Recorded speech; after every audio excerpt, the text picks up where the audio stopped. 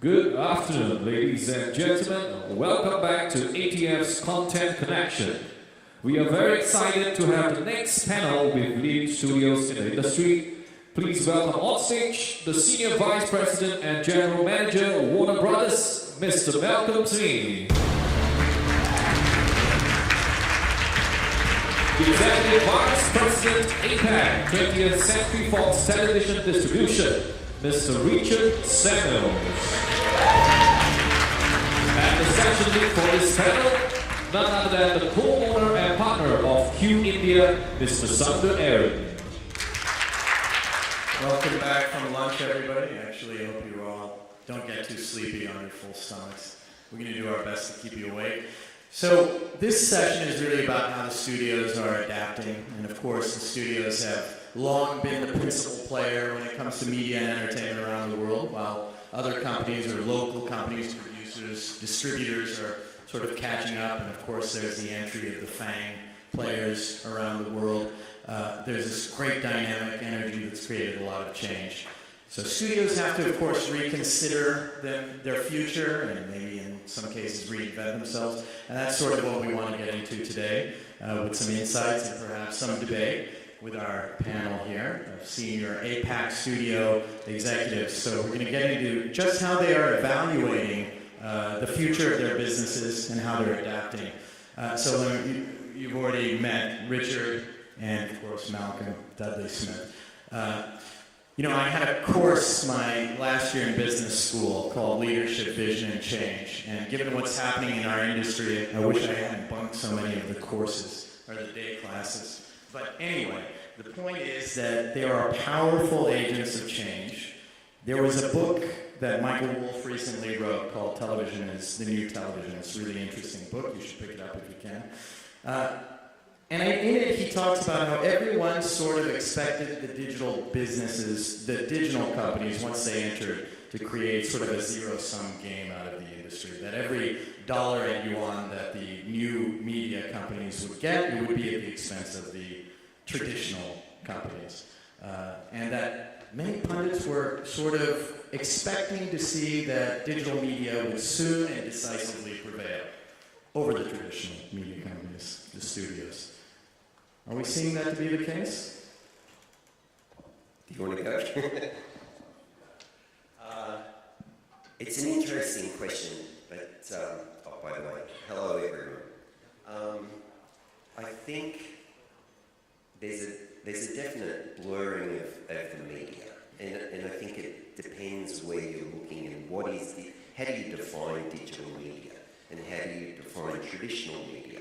Because traditional media is moving into digital, and so it's difficult to say that or to agree with that statement.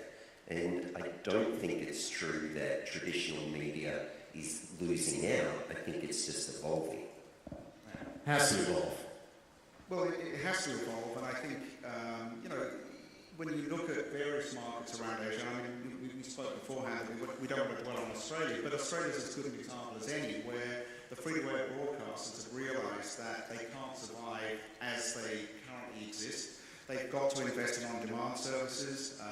You know, CBS, you know, bought 10, they're now launching on, you know, 10 All Access. So there is a recognition that the existing business model cannot continue unfettered. And, you know, as Malcolm said, you know, all of these traditional companies are now investing in, you know, content for their digital services and ensuring that there's a UI there that attracts people to those services and buttresses, you know, their more traditional free-to-air services and allows, you know, a greater set of sort of contact points with their consumers. I think it is true that if we turn digital market entrants or disruptors such as Netflix or Hook or iFlix, it is true that they're taking a position in the market, whether that's dominant or not. You have to look at it market by market. But you're also seeing the existing traditional media, and I'll take a sister company such as HBO Asia. And yes, it has traditional outlets, it has traditional channels, but it's also developing a over-the-top service, a Go service, and so on. So it's evolving. It's looking at what its customer base is looking for, and it's trying to deliver that.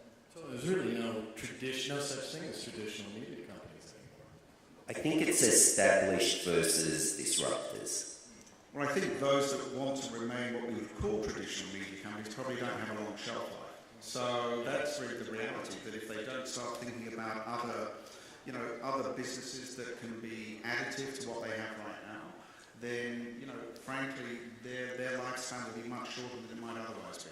So, I mean, to retain that sort of primacy in the markets, the studios have to adapt and grow and do a lot of other stuff. What are some of the other things that you think the studios will be doing in the next 12, 24 months?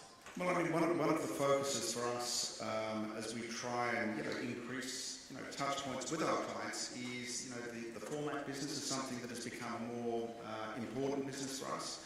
We announced some deals yesterday where we're doing How About Your Mother in China, Last Man Standing in Vietnam and India, and for us that is an area that has been probably more of a focus over the past 12 months than it has been previously. So for us, that's definitely a space that we've explored, and it's a space that it requires a lot of time and effort to get these deals done, but it is something that we see as an important part of our overall business with our clients in Asia. Yeah, I think the studios, including Warner Brothers, need to evolve, and they are evolving. A huge strategic initiative that Warner Brothers has taken on is the move into local production, scripted and unscripted. Which markets? So we're currently producing in Korea, Japan, New Zealand, Australia. We've sold formats or licensed formats in most territories across Asia, very, very much like Fox. We're not the only studio to have done that. That's not what I'm trying to say. I'm just saying that that's the direction we're going in. You look at studios, linear channels, businesses, they're evolving as well. And whether it's a studio, Warner TV is part of the Turner Group, which is our sister company. What Turner's doing, what HBO's doing, they're moving in different directions. Warner Media have announced plans for a direct-to-consumer service where that comes into, if that service comes into Asia. Those plans are still evolving and being developed. I don't have anything specific to say on that. Okay. And you touched on it a little bit about linear channels. Let's talk about that. That's obviously been the natural extension for the studio and their studios and their libraries and their content. Clearly still a big part of the ecosystem in Asia, around the world, in Asia, but clearly these businesses face some serious challenges. So what are the key challenges you expect for these linear businesses and channels out there? You guys are obviously very much involved and participating in that business. I think one of the challenges will be how they work with the platforms and how the platforms themselves develop and what those platforms, how they evolve to offer on-demand content, offer content via apps, via different devices, rather than those from the past. Yeah, I think the channels, whatever the brand, the linear component is just the front door, and really it's going through that and having the on-demand part that allows consumers to obviously look at content in a number of different ways. But I think that linear should only be regarded, I think, provided that the MVPD can support the on-demand component as just the gateway to the content. It doesn't mean that that is the be-all and end-all in terms of how you consume it, but that is simply the starting point, after which, once you've entered that environment, then the balance of that content opens up in separate spaces, whether it's via the MVPD or in the case of something like Fox Plus, where they've got their own app as well as going through the MVPD's TV Anywhere proposition. So it's really, I like how you said that, it's a storefront. Yes, absolutely. It's I think, like you said earlier, it's sort of like establishing the value for this product the way a theatrical release does, and then pushes it down. Well, I think, free to wear is still, in many cases, that is in the way that, our movies are opened by theatrical, that is the conduit for, the windows that follow it. And in the same way, I think for much of our free-to-wear content, or content that airs on free-to-wear initially, that provides the impetus for us to then sell to ancillary markets, whether they're SVOD players or otherwise, because that content has recognition at that point. And that's driven by the free-to-wear or certainly linear exhibition. So like also for linear channels to remain relevant, they have to come combined with the VOD product or some kind of digital product. And if you don't have that as a channel, you're really fiddling with the future. I think it depends on the content a lot. Market. And market. But certain types of product, yes, there will be challenges, and the product needs to develop, content needs to develop. Whether it's free-to-wears in China or Japan or Australia, local content has been for a number of years the primary or highest rating content. That doesn't mean that there's not room for scripted content, US scripted content. Moves on to digital channels, moves into pay television, will move into SVOD. It may take on time slot significance, where it moves from a prime time spot to a fringe prime spot. It depends market by market. Yeah. Okay. Obviously, we'll talk a little bit about Netflix and the Netflix effect.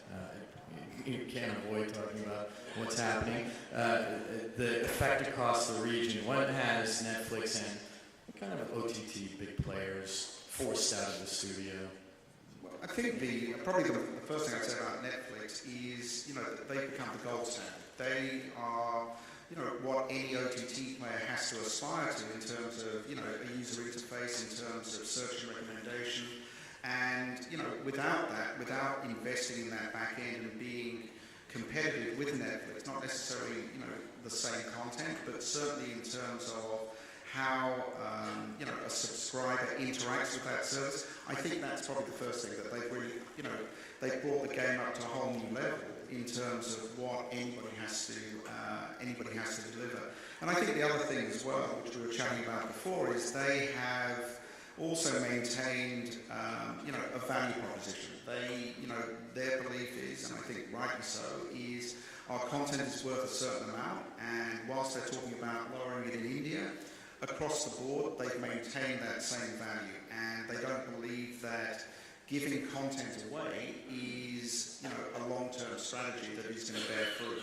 So, on the basis that a consumer is always going to believe that there is more value in something that they're going out and paying for than being given that service for free, then I think they've certainly underlined that guiding principle when it comes to, the Asian marketplace. Yeah, I would agree with Richard that they have set benchmark standards, and they have definitely proven that the pay model is not dead. They've enhanced the pay model in many markets. I think we have to look at it territory by territory, especially across Asia. If you're talking Australia, New Zealand, Japan, yes, they have a very prominent place in those markets. Still working on India. Obviously, they're not in China. In Southeast Asia, I don't think they've hit their straps yet, but that's just a matter of time, I expect. But to Richard's point about the gold standard, there are definitely in some of these markets, or most of these markets, competitors. Maybe not on the same price point, but the UI still needs to be the same. The development, the service, the way that you consume the content, they've set those benchmarks, which are terribly important, which the consumer has shown, the viewer has shown that's how they like to consume content. And a lot of hours of content. So they've proven a boon to Asia. Yeah, gold standard is a good way to put it, but that means that they've really affected the entire value chain. So even producers now, for instance, in India, you never had film producers wanting to do anything related to television. Now you've got all these great film producers getting into television, doing stuff there. Well, I think that probably, I mean, when you look again, I mean, the crossover between film and television, I mean, it's something that we've seen certainly with our, you know, our sister channel FX in the US, you know, who have built a reputation for, you know, edgier, as they call it, fearless content. And part of that has been built on the fact that a lot of, you know, cinematic talent has had to go and work in an area where there is more creative freedom, and the fact that you're talking about episode, you know, seasons that are 10 to 12 episodes rather than the grind of, you know, a network show of 22 episodes. So I think that what's happening with Netflix, specifically in India, is probably something that has happened in other parts of the world where you've seen that transition from, you know, cinema to television in a very meaningful way. So studios are going to have to kind of keep up with that, and then shortening their orders, their productions. Well, I see them still as a major customer of Warner Brothers. We'll be producing content for Netflix. They're a competitor as far as production goes, but it is still a very valuable outlet for us. And I think we should also, it's not just about Netflix. I think we should talk about Amazon, or I think it's very relevant that it's not just Netflix. Netflix have introduced a model. Amazon have a slightly different model, but they still follow a similar path, if you like. Then you have the model. There are going to be some new players coming. And again, it's market by market. But you also have some very relevant local players, and whether it's evolving traditional players such as HBO and or Disney's direct-to-consumer service, these things will be influenced by Netflix. But you also have services such as Hook, iFlix, which are doing very well in these markets and have established high brand presence, awareness, and so on, and significant consumer numbers at a different price point. Different model, different approach, but yeah, got it. But I would say that sticking with that idea of the Netflix effect, they've really affected. They're very out front about their work culture being very different, very specific. Have you seen it affecting how the studios have to their own internal cultures? Do you expect it will have an influence on that? Well, frankly, I don't think it's right, you know, for me personally to talk about the Netflix culture and how they work internally. I mean, you know, we deal with them from an external point of view, but, you know, I don't really know any more about their own culture, you know, aside from what I read. So I don't think that I'm frankly qualified to comment substantively on what their culture is. All right. Well, it's also clear that the talent, whether it's artistic talent or managerial talent, is getting stretched and obviously getting attracted to these guys. So I think that's obviously, I've seen that in India, that a lot of talent from studios or other traditional media companies is getting poached naturally by these guys. Okay. I think it is important to say though that talent, and by talent I'm talking about creative talent, they're not deserting the studios by the droves. They're not all walking out the door. I think they're the studios who can produce for Netflix. They produce for Hulu, the Amazon. They'll produce for the networks. They'll produce for cable. They'll produce for HBO or Showtime, and so on.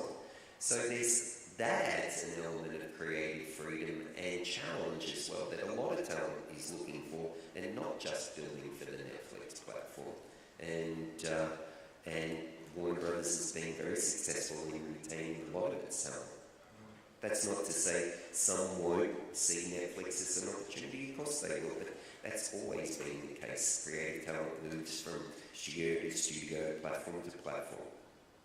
Yeah, I mean, one of the calls that, you know, talent has to make when it comes to Netflix is ultimately that content will only ever be seen on Netflix. Whereas, you know, if you're producing, you know, from one of the networks or one of the cable players like FX, the content's going to be seen, you know, it's going to be seen much more broadly across the globe. So, look, that's not to say one is right, one is wrong. That's absolutely not the case. But ultimately, where that content resides is going to be different. But don't you think, though, I mean, sticking with this idea of talent and creativity, creative talent, don't you think that down the line, of course, there's lots of talent. You can, if this director decides to move over to Netflix, there's another great director that your studio can work with. But don't you think that there is some amount of change or changed approach that the studios will have to take to talent to retain them or to compete even more with them? We can't just say, it's okay, I'll get the next guy to do it. I think that's a fair statement. I'm not that's not part of my job responsibility, so it's difficult for me to comment on that specifically. What I can tell you is, you know, we've all seen the public announcements and media announcements about where talent is going, what they're looking for, the agreements they're striking, and so on. So yeah, it's a great time to be a creative talent. Yeah, absolutely. I'm in the wrong career path, but it's a bit late for that now. I wouldn't say that. Well, you never know. You got a good idea. We'll have your pitch. Okay, well, let's stick with talent, or with content. Sorry, get off the talent thing. Content. When we're talking about content, there's some exciting things happening all over the world. It was pretty astounding to see HBO in the U.S. and actually on the main channel showing an Italian drama, period drama, in Neapolitan, I believe. When can we see something from Asia, a series from Asia? What do you think, and where do you think that series would come from that would one day run on an HBO or a Showtime in the US or in the UK on Sky? Well, I guess, like, you know, again, I'm not totally qualified to talk about all of that. I mean, I know certainly in the case of FX, they've announced they're doing Shogun, which is, you know, a remake of the, you know, James Clavell. I mean, that's a big project that they're obviously working on. Look, in terms of co-productions and such, I guess that it's still going to be project driven rather than, you know, deal driven. But I think that, you know, one of the things that is difficult is obviously the disparity in budgets between, you know, most Asian markets and the US is fairly significant. So to try and, you know, put those things together where they make economic sense to have a co-production partner in Asia, I'm guessing is still tough. And I think it's a question of when rather than if. To your point, I think we can see a time when there will be series produced in Asia that find a home globally, not just in the US. But as Richard said, it's project by project, and so is what's being produced in Asia, is it globally appealing? They're the stories that we'll be looking for. We haven't talked about specific markets really. From your perspective, which Asian markets would you say watch this space the next 18, 24 months? Well, which of the markets that are really exciting to you and your comrades at this? Well, money's exciting, so China is really exciting. But that's an obvious one. We've all been paying attention to it for many years now. But you've had 20-fold growth in revenues. India is another happy hunting ground, if you like. Evolving markets, it's difficult to say that it's an evolving market, but a market like Indonesia is tremendously exciting given that it's got such a population base. Philippines, Thailand, Malaysia. Yeah, I mean, in the case of Indonesia, I mean, you know, as Malcolm says, it's a huge population, and it's a young population. Mm-hmm. It's a population that is, you know, incredibly technology savvy. You know, everybody has, you know, at least a couple of mobile phones there, and you know, there is an opportunity, I think, provided you can get the model right, to, you know, to make some significant inroads there in the OTT world. I'm not sure we're there yet, but I do think there's definite upside. And look, I mean, again, when you look around the marketplace, you've got mature markets like, you know, Japan, Korea, Australia, New Zealand, arguably, you know, and you've got emerging markets like Vietnam, you know, some of those Southeast Asian economies where there is upside. albeit starting from a much lower base. Yeah, that's actually a really good, interesting point, Richard, in that you talk about traditional markets or mature markets such as Japan and Korea, where you have significant infrastructure, traditional infrastructure, if you like, whether it's cable companies, DTH, free TV. The disruptors have actually created whole new businesses for us there, and studios and other content providers have seen new markets, growth markets, in what were stagnant markets. Okay, well, listen, we've got about 5 minutes left. I know there's somebody with a mic out there. Do we have any questions that the panel can kind of treat? Anybody, just raise your hand and we'll get a mic in your hands. Be inventive. I think they figured out what do these guys Okay, then there's one. Hi, thanks for the conversation. My question is, so as we talk about the divergence in the media market with the platform providers, the digital providers like Netflix, iFlix, and then you've got the big governments like you guys, do you see some kind of consolidation in the works anytime soon? Because right now it's a separate sphere, right? I don't see that any of the major players like a Netflix or Amazon is going to see. I don't see that there's upside in going in and buying an existing local OTT player. So to that extent, I don't think that I don't see any, further consolidation there. I think that the question for some of these players is just making sure that they can create a business to the extent that when, for example, Amazon start going beyond, at the moment they're only in India and Japan, that they've still got a business that can sustain the onslaught from another large player. But I don't know if you disagree, Malcolm, but I don't see that there is necessarily going to be significant consolidation. I think it's whether the same number of companies can survive going forward. Yeah, I wouldn't disagree with that at all. But it's an interesting question.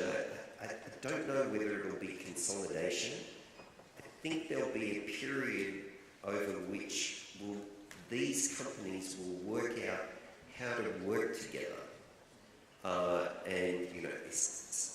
an example, how does Netflix get onto the remote control for some of the big existing traditional platforms, such as they have in Sky in the UK? I do see that that's a possible development. Then you've got channels that Amazon in different parts of the world have rolled out different channel services and app services where traditional players and established players rather than traditional, established players are now utilising these new platforms in addition to the existing platforms. So I think that's a way to work together rather than consolidate. Anybody else? Any other quick questions? Can I ask one more? Of course. That's a rhetorical question. You can't say no. So the question that I've been having in my head is, so it's everybody's fighting for content, and you've got guys like Amazon and Netflix coming into the market and paying big bucks. Do you see your margins being eroded? No, I see them increasing. It's just another player coming in, or more players. So, no, our margins aren't eroding. We have a very significant business. Yeah, I was going to say, I think to that extent, that leads into, I think there's enormous value in our libraries, and our library content, continues to fuel, many, established, global and local players. So I don't think that there's any, diminution of, the way that we see the monetization or increasing the monetization of our content. Okay, we've got a couple minutes left, so let's do a little bit of fortune telling here. Setting aside the Disney-Fox merger stuff, that will obviously take up a lot of time. I've heard about that. Developments in the Asian markets that you guys think would be kind of interesting. Let's Australia will win next year's World Cup. Let's stick with media and entertainment for the last minute. There'll be a lot of viewers. Any interesting prognostications for a particular market or the whole region? Something that is a little bit out there that we should kind of keep our eyes out for. I think you'll see, well, it will be obviously be very interesting to see what Disney does. I'll be interested to see what Warner Media does. All right. So they're definitely a watch this space, but I think we should keep our eye on some of the established players such as HBO Asia. I think it'll be really interesting to see what happens with Hook and iFlix over the next couple of years. What do you think will happen with Hook and iFlix in the next 12 months? What's that? What do you think will happen with Hook and iFlix in the next? You've got a stake in No, right? They're both very valuable clients.